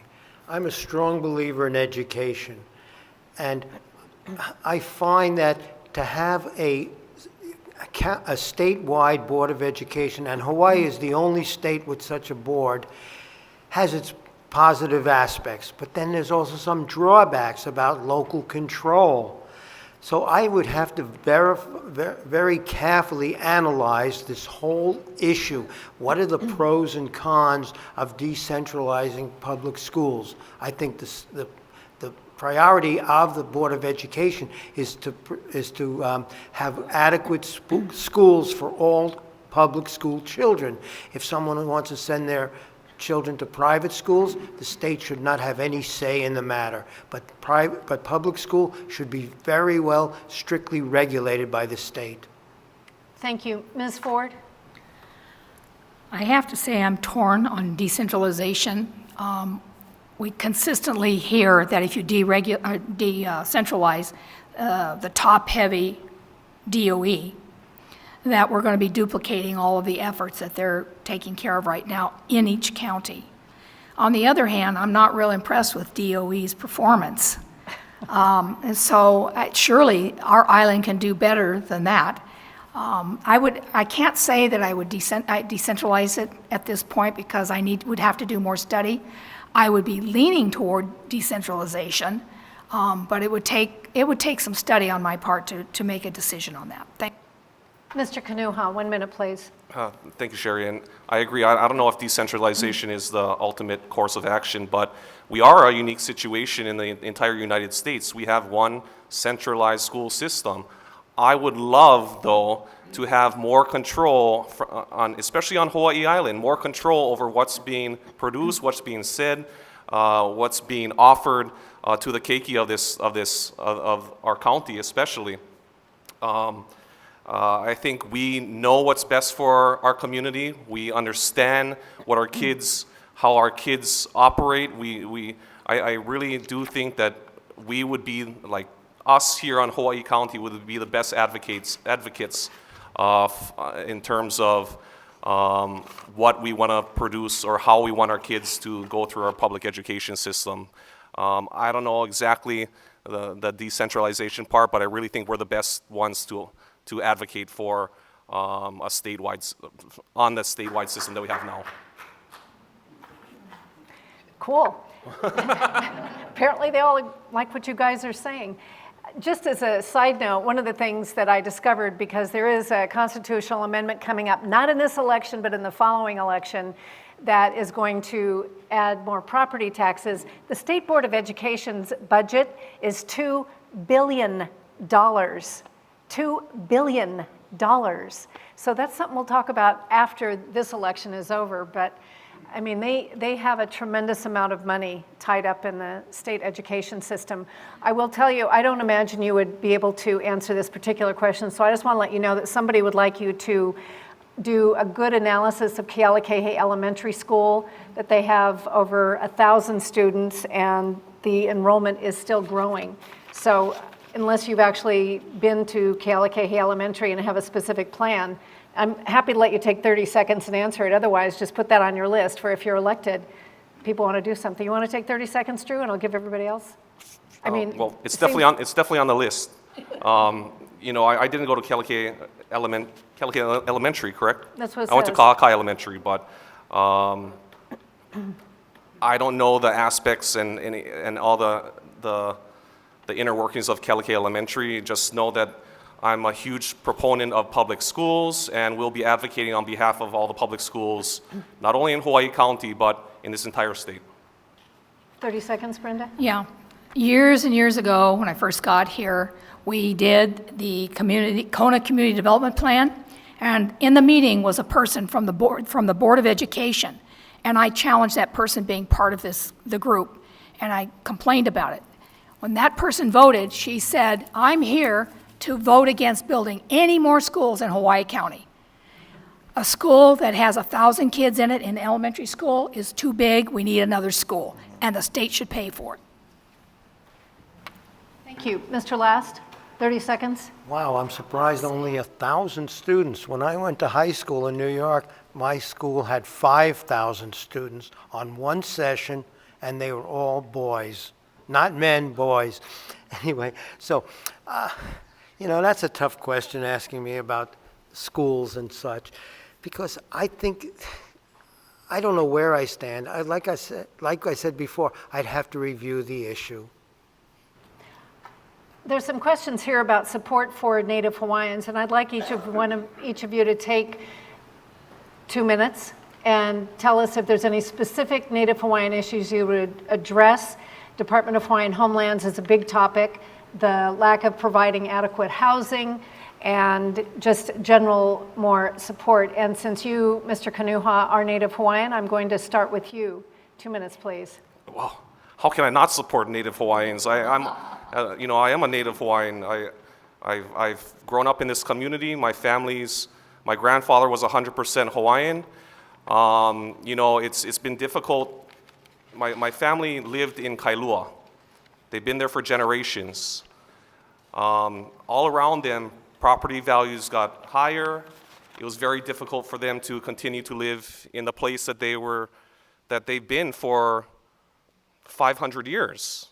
So this is a big issue for me, you know, dealing with not only with Hawaiians, affordable housing is a huge, huge issue.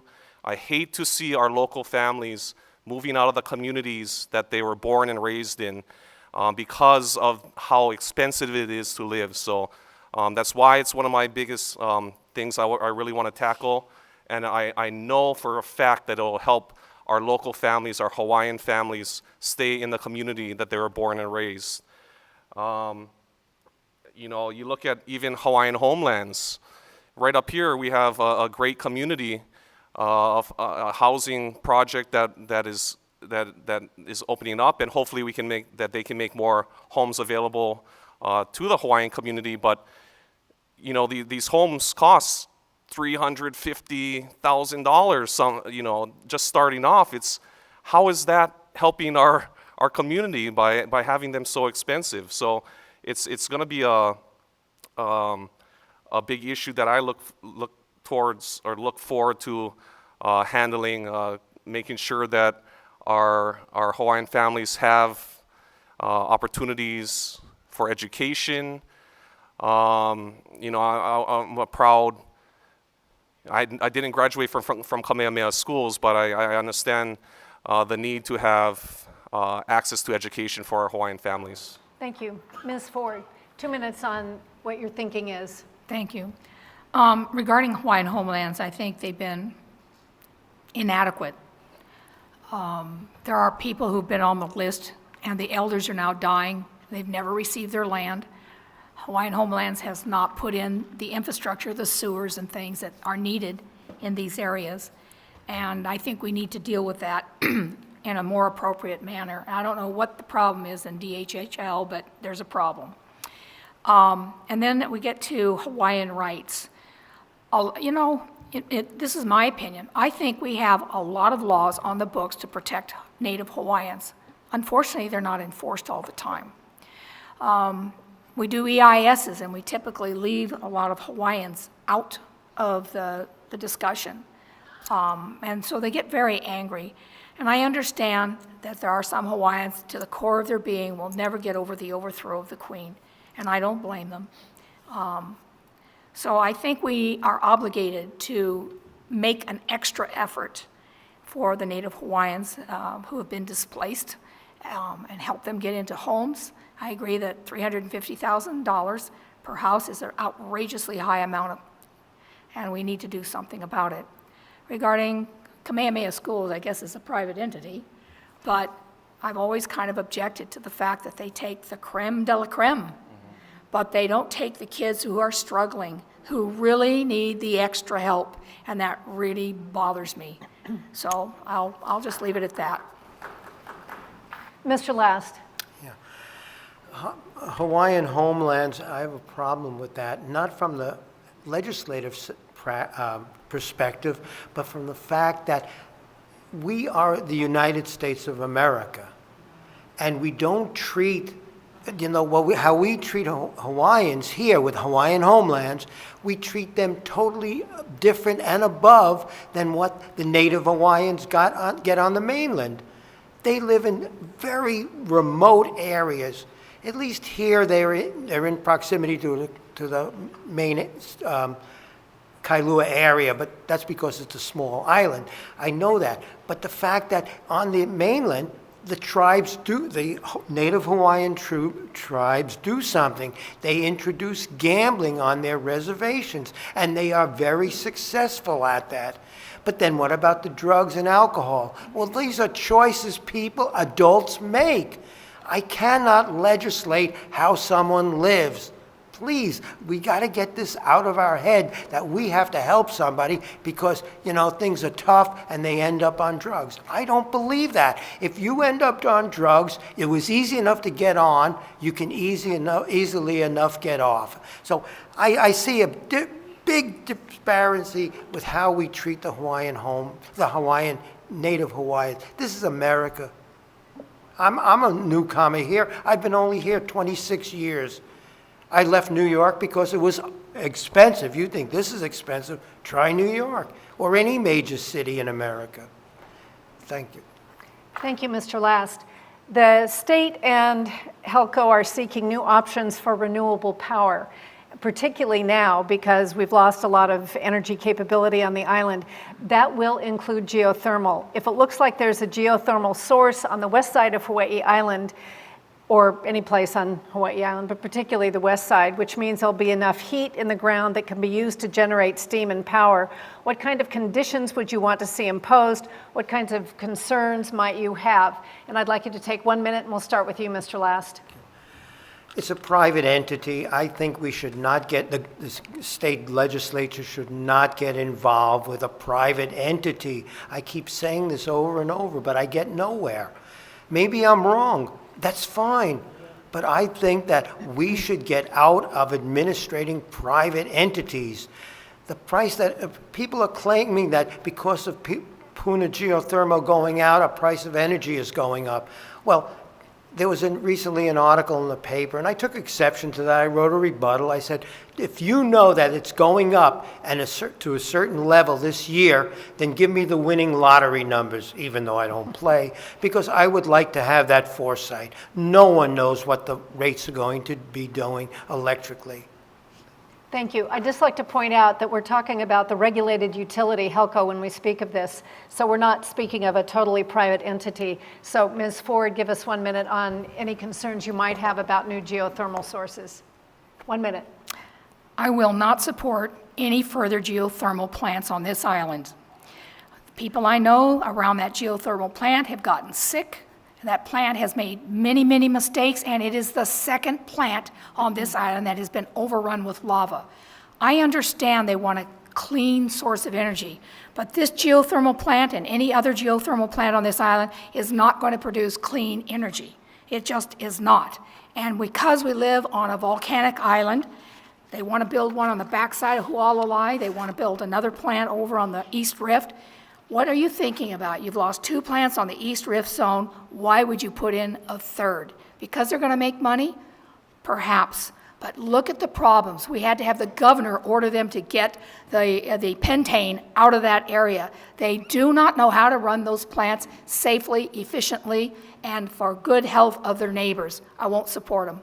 Thank you. Mr. Kanuha. Thank you. And obviously a complicated issue, and we see exasperated by what's happening in Puna. I definitely do not support an additional geothermal plant here on the west side. It's not, we have a lot of people that live here on the west side. Where are they going to put it? Next to people? That's insane. So not going to happen, or I wouldn't be advocating for it. I think we have a lot of different other opportunities to produce renewable energies that are available to us here on Hawaii County. We have some of the windiest areas in Waikoloa that can produce wind energy. We have mostly blue skies to produce solar energy for our entire island. These are things that we can do without even creating all these huge plants all over the place, industrial-sized plants that a lot of people are afraid of. Why aren't we doing more of that? I mean, we live in the middle of the Pacific. Let's figure out our water energy, ocean energy. I don't know, all this kind of stuff that we can advocate for. Thank you very much. I'm going to give each one of you 1 minute to help us understand. You may have great plans. You would be 1 out of 25 senators in the state Senate. And clearly, no matter what you might individually want to do, you cannot do it alone. So in 1 minute, Mr. Kanuha, tell us, what do you see as your key to success in the state Senate to produce results for our community?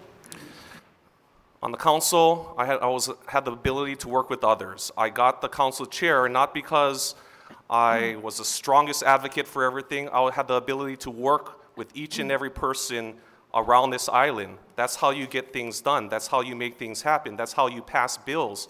That's how you get road projects for your community. You need to have that ability to work with others, especially at the state legislature. You're not only working with 25 senators, you're working with 50 plus members of the House, and then you have to get the governor to sign it at the end. It's very, very difficult to not be working. If you don't want to work with others, you're not going to get anything done for the community, and that's an absolute fact. You have to be able to work with your colleagues. You have to share ideas with each other and build those relationships. That's what I've done well here on the council, and I really look, and that's exactly how I'm going to be at the state advocating for this community. Ms. Ford. Thank you. While it's true that we need to play well with others because we do need to work with our colleagues, I believe a great deal of change is based on educating our colleagues on what works, what doesn't work. For instance, I wrote an anti-fracking bill to prevent any fracking from any reason at all, not just geothermal. And it took me a lot of education of the council, but we got it passed. I believe that type of education with our colleagues and how things are working on our island and what we need over here is really important. They're going to want to put another geothermal plant over here, which I can't support. But I just can't say I don't like it. I've got to give them good reasons for not being able to put another plant here. So I think it's a matter of working with others well and educating them and pointing out the pros and the cons of a particular issue so that we can get them educated. Took me no time. Mr. Last. Yep. 1 minute, please. Okay. If I got elected, and I stress if, because it's a big hurdle for me to get elected as a libertarian in this state. I face facts, I know that. But if I did, well, it's very difficult to get elected, but it's even more difficult to get a consensus from a totally opposing party. If I got elected, I'd be one of 25. There are 25 other people who don't see things my way. They are the Democrats, or it doesn't matter what party. I think they all have the same goal: tax, tax, tax, and spend, spend, spend. I would like to eliminate this tax, tax, tax, and try to, like I said, bring in possibly gambling, other means of revenue generation. It is not going good the way it is. I hear people all the time. Thank you. Well, see, the good thing is, Mr. Last, we are now at closing statements. That was not supposed to be your closing statement, even though it was beginning to sound like it. But we're going to give you 2 minutes, starting now, to make a closing statement of your choice. Okay. I told you who I am, what I'm doing, what I would like to do, and it's a very difficult burden. Again, I cannot stress enough that if you don't want to vote for me, that's okay. But I am the other candidate in this race. Last time I ran, I came in second, which amazed me, but then I said, wait a minute, only 2 people were running. But seriously, I would like to be the senator. However, if I don't, that's okay. The people have spoken, and I take very strong advice from the people. If they think someone else is more suitable, that's fine. I have no objections. I'll still talk to the people. So I'm very strong. Another thing, if I did get elected, just to let you know, I would donate 20% of my legislative salary to veterans organizations. 20%. Thank you. Thank you, Mr. Last. Ms. Ford, 2 minutes for your closing statement, please. Thank you. I believe that I would make an excellent senator because I want to protect the people of my district. That's what I did on the council. I also protected people in other districts. I would get calls from other districts and they would say, Brenda, write an anti-fracking bill for us. And I did it and I got it passed. I do my research and I have all the evidence I need to be able to support my position on any particular issue. So, and I believe that I can convince a lot of my colleagues to go along with it. One of the things I'm very concerned with at the state is that they seem to dictate what we should do on our islands or any other island. And I would like to see a little bit less of that. To me, the state legislature should be doing things that's good for all of us, not dictating to one island what you can do and what you can't do. So I would like to bring that perspective to the state Senate. I would like to work with the other senators. I believe that I can be additive to the work that they're already doing. And more importantly than anything, I want to protect my island and my district, as well as the rest of the state, from things that are not healthy for us, not good for us, and that all of us would probably object to. So I'm asking respectfully for your vote. I hope that I get it, and if no other thing happens, please vote. Thank you very much. Thank you, Ms. Ford. Mr. Kanuha, 2 minutes, please. Thank you, Sherry. And again, mahalo to each and every one of you for coming here today, and mahalo to those watching on TV. I really do think this is an important part of the democratic process, showing what we have to you guys of what we think is our positions on issues that will try to move Hawaii forward. And really, I'm going to be a huge advocate for the Kona district, for the Ka'u district. This is my home. This is where I was born and raised. My family's been here for generations. It's something that I'm invested in. I want to make sure that our keiki are taken care of into the future generations. That's why I'm advocating, and that's why I really want to become senator for this district, is because of the future generation. We want to make sure that our kids and their kids and their kids down the line are taken care of. And I've proven that on the council of protecting, of advocating for health in this community. Bringing the blue zones to this community was one of the things that I brought, and this is all because we want to make sure our keiki are taken care of. I'm invested in this community. I love this community. I've been honored to represent each and every one of you on the council, not only as a representative for District 7, but as a council chair representing this entire island. I think I can be that advocate at the state level,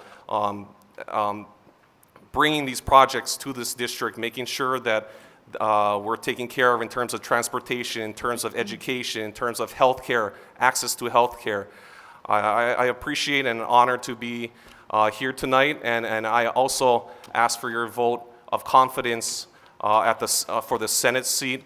And again, as Ms. Ford said, please just get out there and vote. Tell your friends, tell your families, vote. It's one of the things that we have an issue with on Hawaii Island, but make sure, cast that vote, please. Mahalo, aloha.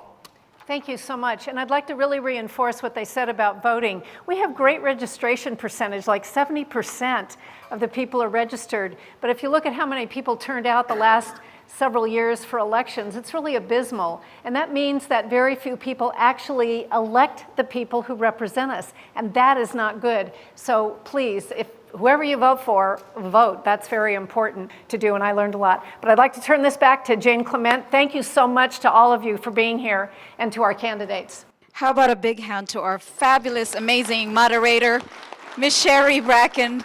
Always do such a great job. So thank you, Sherry, for always supporting community forums and for always agreeing to moderate these forums.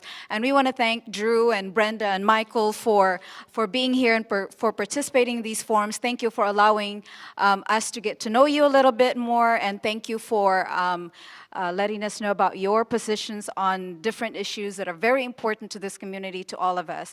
I want to also make an announcement. Next week, Tuesday, we will have another candidate forum, and this time we will be inviting candidates for County Council District 7, the seat that Drew will be vacating. There will be 4 candidates. All 4 of them will be here participating. So if you want to get to know them, know where they stand on different issues concerning our county and specifically District 7, please come and join us again next week, Tuesday. And this is being live streamed on Facebook, so you can go to our Facebook page, West Hawaii Forums, and this is also being recorded, and I hope you learned something tonight, and I wish you all a good night and safe travels home. Thank you.